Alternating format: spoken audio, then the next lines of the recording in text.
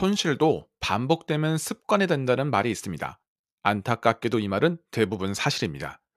수익이 습관된 사람들은 하락장에서도 살아남고, 손실이 습관된 사람들은 결국 하락장에서도 손실 볼 확률이 높습니다.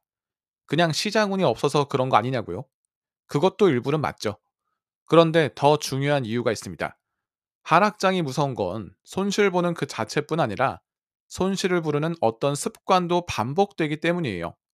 문제는 이 습관이 격차를 만들고, 이 격차는 사이클이 지날수록 더욱 커지게 된다는 겁니다.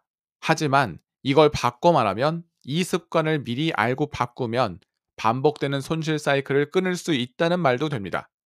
처음엔 큰 손실을 봤지만 습관을 바꿔 결국 시장에서 성공한 수많은 투자자들이 이를 증명합니다. 그렇다면 어떤 습관이 손실을 부르는 습관이며, 이걸 어떻게 바꿔야 할까요?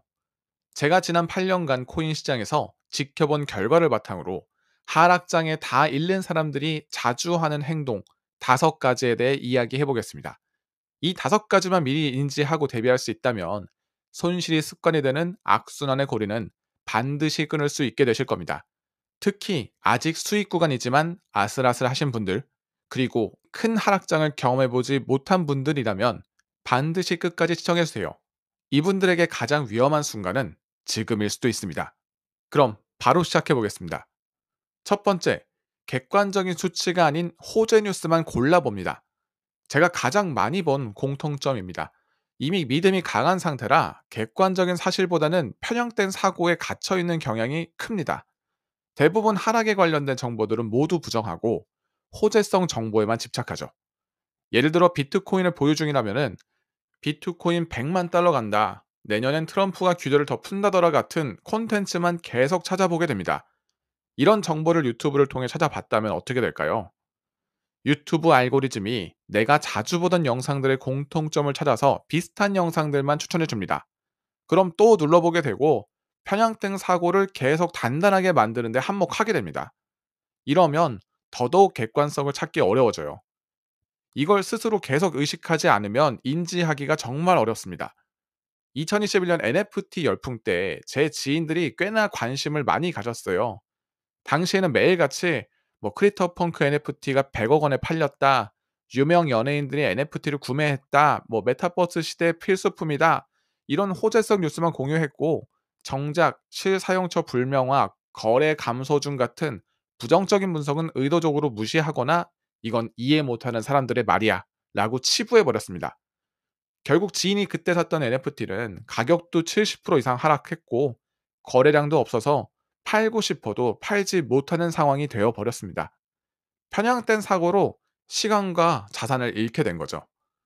내가 정말 몇 년을 바라보고 장기 투자하고 있는 거라면 오히려 이런 확고한 마음이 필요할 때도 있습니다. 다만 이건 전제가 객관적인 사실로 제대로 점검했는가가 반드시 들어가야 합니다. 믿고 싶어서 믿는 게 아니라 객관적인 근거가 있기 때문에 믿어야 합니다. 투자 시장에서 오래 살아남기 위해서는 나와 반대되는 사람들의 말에도 항상 귀 기울이고, 그 근거도 꼭 점검해 봐야 합니다. 두 번째, 기준 없는 물타기로 손실을 극대화합니다. 하락장에서 흔히 볼 수 있는 상황이죠. 평단가 낮추면 조금만 올라도 본전 치기 쉬워 라는 단순한 생각에 무작정 추가 매수를 해버려요. 하지만 명확한 기준 없이 하는 물타기는 시장에서 퇴학당하는 가장 빠른 방법 중 하나입니다. 계획적인 투자자들은 이렇게 생각합니다. 지표를 보니 하락 마무리 국면에 접어들고 있고, 이 구간에 매물대가 많이 형성돼 있구나. 그러니 이 구간부터 투자금의 20% 한도 내에서 추가 매수 해보자. 다만 이 저항선이 무너지면 일단 손절하고 다시 잡자. 이런 식으로 사고를 합니다. 반면 기준 없이 물타기를 하는 투자자는 어떨까요? 5% 떨어졌네. 좀 더 사볼까? 5%또 떨어졌네. 더 사볼까? 또 떨어졌네.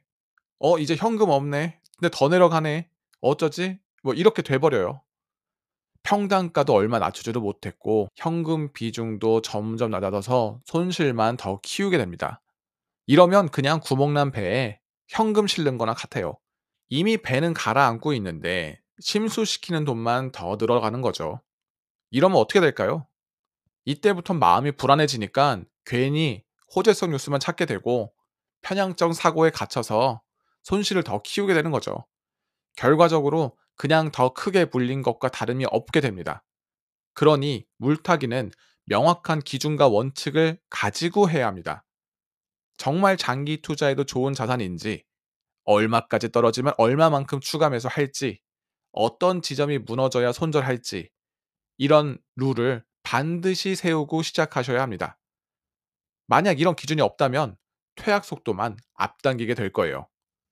세 번째, 손절을 못합니다. 코인 초보자분뿐만 아니라 경험이 어느 정도 있는 분들도 해당되는 부분입니다. 손절하지 못하는 사람들은 고점에 봤던 수익의 미련을 버리지 못합니다.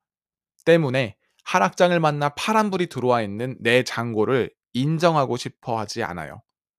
이건 100% 개미 털기다. 나 손절 구간에 내리고 올려버리려고? 응, 절대 안 속지. 이런 마인드로 손실을 계속 키워요. 이걸 손실 회피 심리라고 하는데, 이거 정말 하락장의 퇴학 지름길입니다. 심리학적으로 모두가 손실을 보고 있는 상황보다는 나만 이득을 보지 못했을 때 더 큰 고통을 느낀다고 하잖아요. 그래서 혹시 이 하락하고 있는 이 상황이 나를 버리고 올릴지도 모른다는 그 심리가 손절을 극도로 회피하게 만듭니다. 그래서 정말 많은 분들이 생각보다 손절을 어려워해요.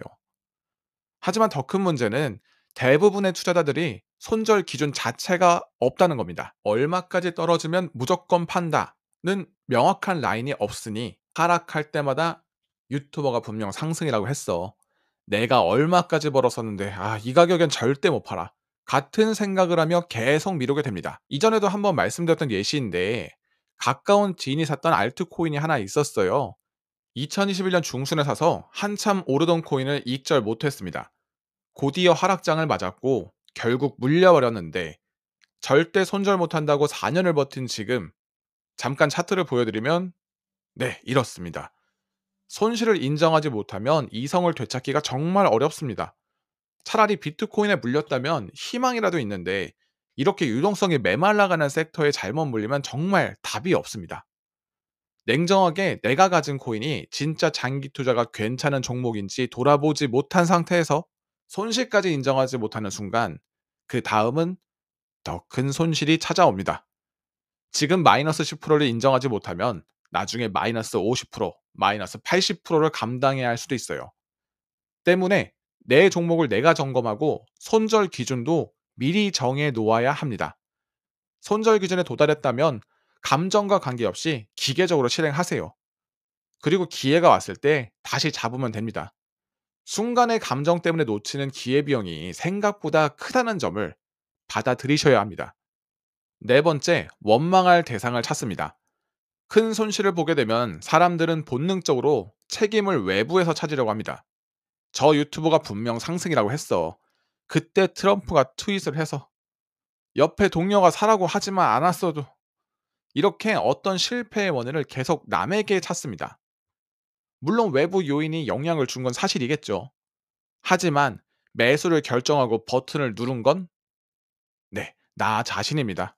똑같은 상황에서도 손실을 최소화하거나 오히려 수익을 낸 사람들도 있습니다. 손실을 봤다면, 또 이걸 반복하고 싶지 않다면 원인을 남이 아닌 나에게서 찾아야 합니다. 왜 나는 내가 직접 점검하지 못하고 남의 말만 들었을까? 왜 나는 한쪽 의견에 편향되었을까? 왜 나는 자꾸 이런 상황이 되풀이될까? 같은 생각을 하며 객관적인 원인을 찾아가야 합니다. 원망할 대상을 찾는 순간 성장은 멈추게 됩니다. 내 잘못이 아니라 생각하는데 나에게서 잘못한 점을 왜 찾겠어요? 그러니 이걸 인정하지 않는다면 반성할 이유도, 공부할 이유도, 성장할 계기도 없어지는 겁니다. 더 끔찍한 사실은, 이런 태도를 돌아보지 않으면 결국 이 또한 습관이 반복됩니다. 그러니 만약 손실을 보고 있는 상황이라면 누군가를 원망하기 전에 나를 돌아보세요. 내가 뭘 놓쳤을까? 다음엔 뭘 개선해야 할까? 이렇게 내부에서 답을 찾아야 다음 사이클에서도 살아남을 수 있습니다.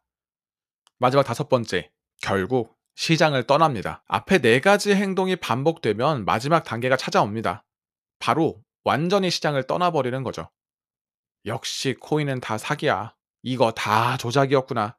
나는 투자에 재능이 없는 거보다 이런 말을 하면서 쓰라린 마음으로 시장을 떠납니다. 그런데 정말 아이러니한 게 뭔지 아세요? 버티다 버티다 손실을 키우다 키우다 결국 대부분 바닥 근처에서 떠난다는 겁니다. 2018년 하락장 때 많은 분들이 비트코인이 3,000달러까지 떨어지자 코인은 다 끝났다고 시장을 떠났습니다.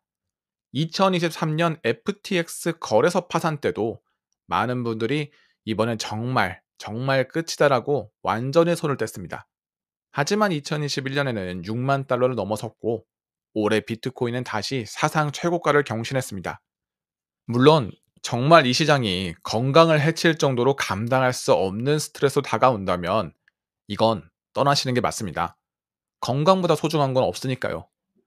하지만 단지 손실 때문에 감정적으로 떠난다면 그건 너무 아쉽지 않나요? 제가 시장에 있었던 8년을 돌아보면은 가장 힘들었을 때가 가장 배울 게 많은 순간들이었거든요. 이 시기에 배웠던 것들 때문에 이후에는 나름 괜찮은 성과를 만들 수 있었습니다. 배우지 않고 떠나면 결국 돈만 잃고 떠나게 되는 셈입니다. 이러면 어떤 시장에 가더라도 똑같은 실수를 반복하지 않는다는 보장이 없잖아요. 주식이라고 다를까요? 부동산이라고 다를까요? 다 똑같습니다. 잠시 시장에서 멀어질 수는 있어도 영영 떠나버리면 안 됩니다. 상승이 왔다면 하락이 오고 하락이 왔다면 결국 다시 상승하는 날이 옵니다. 결국 우리가 염원하는 행복한 상승 사이클도 시장에 남아 있어야 누릴 수 있다는 점 꼭 기억해 주세요. 자, 지금까지 코인 하락장에 다 잃는 사람들이 자주 하는 행동 5가지를 알아봤습니다. 최근 시장 분위기가 그리 썩 좋진 않습니다. 이전에 보였던 과열 신호들이 결과로 돌아오고 있는 듯 보여요. 이럴 때일수록 혹시 내가 무작정 믿음과 신념으로 밀어붙이고 있는 건 아닌지 돌아보고 냉정하게 시장과 나의 종목을 분석해 보는 게 좋습니다. 오늘 말씀드린 내용들을 한번 점검해 보시고 하락장에서도 살아남는 투자자가 함께 되어 봅시다. 혹시 나만의 원칙과 기준을 찾고 싶은 분들이 계시다면 영상 고정 댓글에 코인 초보가 꼭 알아야 하는 핵심 분석 방법을 영상으로 준비해 두었습니다. 참고하신다면 분명 좋은 정보가 되실 테니 관심 있으신 분들은 꼭 확인해 주세요. 오늘도 끝까지 봐주셔서 감사드립니다. 구독과 좋아요, 알림 설정 한 번씩 부탁드리고요. 그럼 오늘보다 나은 내일을 함께 만들어 봅시다. 여러분의 성공적인 투자를 응원합니다. 노포모였습니다. 감사합니다.